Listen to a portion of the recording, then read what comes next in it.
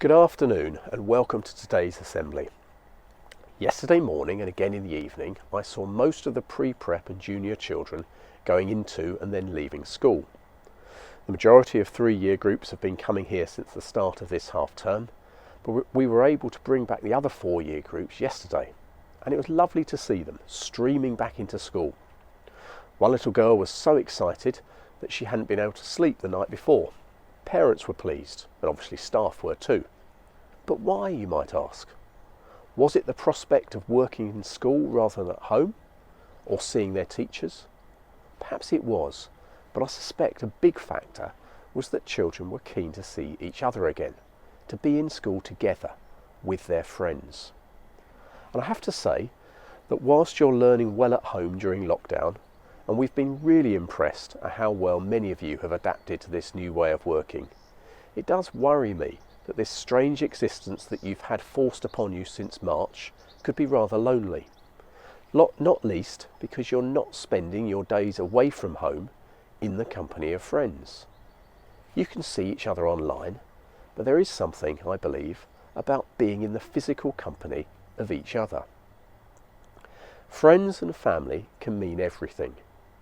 They are the people who understand us best, keep us on the straight and narrow, support us and tell us what we need to hear, not necessarily what we want to hear.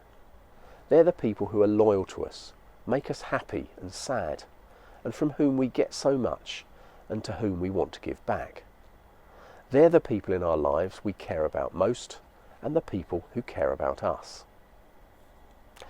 I've said before that friendships made at Chigwell can and often do last a lifetime. And strange as it might seem, the person you sit next to in your lessons now might still be your friend when you're 80 or even older. Sometimes the best, most natural friendships just develop through spending time with others or doing an activity together. And like so many things, we run the risk of only really valuing a friend when we lose them. And there was an article in Time magazine about friendship which suggested that friends become increasingly important to health and happiness as people get older.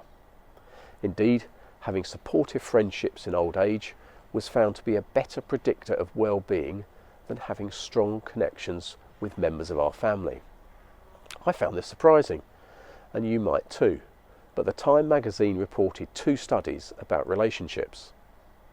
The first, involving more than 270,000 people in nearly 100 countries, found that positive family and friend relationships were associated with better health and happiness overall.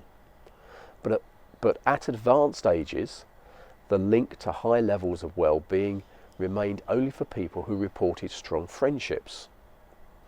I went into the research sort of agnostic, doubtful but open-minded as to the role of friendships, said William Chopik, Assistant Professor of Psychology at Michigan State University. But the really surprising thing was that in a lot of ways, relationships with friends had a similar effect as those with family, and in others, they surpassed them. The second study considered the well-being of 7,500 older people, and here it was concluded that it isn't just important to have friends, but that the quality of those friendships also mattered.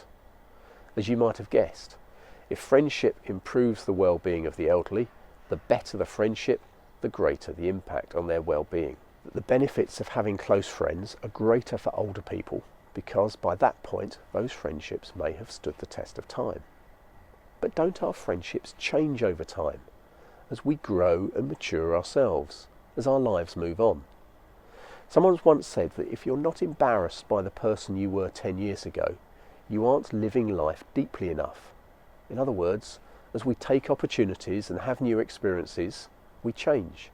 And sometimes our friends change too.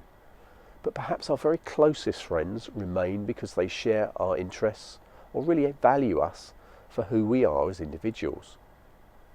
So how is it that the old Chigwellians, who I often meet, have remained friends with others who were at school with them for most of their lives? Those OCs are not the same people they were at school, but something remains of those formative days, and they and their friends have grown up naturally over time. They may have come from very different backgrounds before joining the school. However, once brought together, they shared experiences, will have faced similar challenges, enjoyed successes and failures together, become older and wiser together too. So a common bond, but also a recognition that the experiences people go through at roughly the same times in broadly parallel lives foster an ongoing connection and understanding. So 2 things with which to finish. Firstly, remember how important friends are to elderly people for their well-being and health. At a time when so many of us are leading pretty secluded, insular lives because of lockdown, be friendly to elderly neighbours, some of whom might be seeing very few people and might be very lonely. Think whether you can help, even if it's just saying hello over the garden fence or offering to get some shopping. You never know, you might be the only person they see that day, and that act of kindness might make a huge difference to them and indeed us. And finally, treasure the friendships you make in school, and particularly for those of you who are leaving, stay in touch with us, but with as many Chigwellian friends as you can. Meet up yourselves at OC events, but the friends you have now might just be friends for life. One or more of the faces that you meet today on Microsoft Teams could be with you for life. Perhaps the classmate that you chat to between lessons this afternoon could be your future chief bridesmaid, best man, business partner, or even husband or wife, or possibly just a friend forever. And that's something really important to take away with you from your time at Chigwell. Thank you for listening, stay well, and I look forward to seeing you again soon.